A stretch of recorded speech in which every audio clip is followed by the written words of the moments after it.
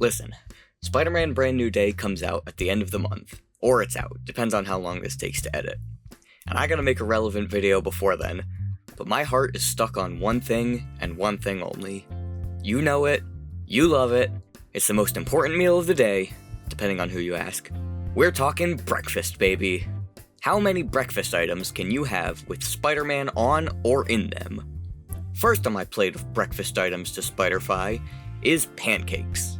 And from what I can find, there's plenty of Spider-Man pancake makers with his face and logo all over it, which can be seared into the pancakes themselves. Same can be said for waffles as well.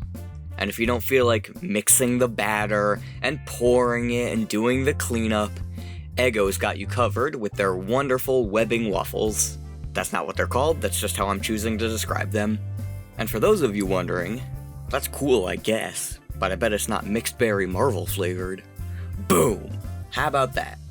Now you could toast these in a regular, boring toaster, but why do that when you could toast them in the severed mechanical head of Spider-Man himself?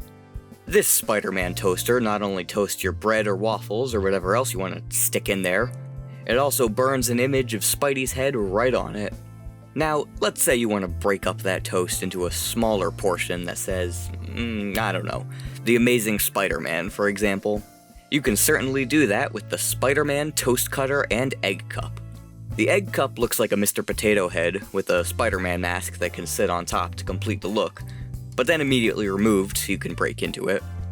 This might be the closest thing we get to something for eggs, unless you count Kinder Eggs, which I don't. And now, we take a moment to reflect on the breakfast foods that have yet to be Spider-fied. For such a staple of New York, Spidey's hometown, you'd think there would be more of a push for a tie-in with a company that makes bagels like Pepperidge Farm or Lender's. I'm partial to Thomas's myself. Either an onion or an everything, a light toast, a maple walnut schmear, now you're cooking. Or baking. Toasting? Whatever. Point is, how do we have a bagel and schmear Magic the Gathering card, but Marvel can't work something out with a bagel company to put Spider-Man's face on the bag? I guess you could count bagels if you throw them in the Spider-Man toaster, but with the hole in the middle, you lose out on some of the burn marks. Speaking of holes in the middle, nothing in the way of Spider-Man sausage either, at least not the one I was looking for. Same goes for bacon, muffins, corned beef, and beans for you Brits. As well as, what were they called, Tom? A croissant. A croissant. Croissant. Croissant. Quacksons. I love a good quackson. Thanks. You could have just said it once, but that's fine. Now, let's cap this off with some big ones. Spider-Man and Pop-Tarts have had a long and storied history. You see, in 1876, Will Keith Kellogg worked as a bookkeeper at the Battle Creek Sanitarium, which is where cornflakes were created. Some stuff happened after that, and in 2002, to tie in with Sam Raimi's Spider-Man, Kellogg's released the limited edition Spidey Berry Pop-Tarts. The actual flavor was a mix of strawberries, blueberries, raspberries, and blackberries. The frosted Spidey Berry Pop-Tarts would return for the release of Spider-Man 2, but the partnership did not continue for Spider-Man 3. Instead, General Mills just slapped Spidey on a box of cherry toaster strudels, just what I'd expect from Poppin' Fresh. Yeah, that's his name apparently. Fortunately, the iconic duo partnered up once again for The Amazing Spider-Man in 2012, with a new limited edition flavor, Yumazing Vanilla, because it's amazing and it's yum, allegedly. They didn't really do much for Amazing Spider-Man 2 or Spider-Man Homecoming, but for Spider-Man Far From Home, they brought back, in heavy air quotes, the Spidey Berry Pop-Tarts, but not really. 1, the original was mixed berry, this is just raspberry.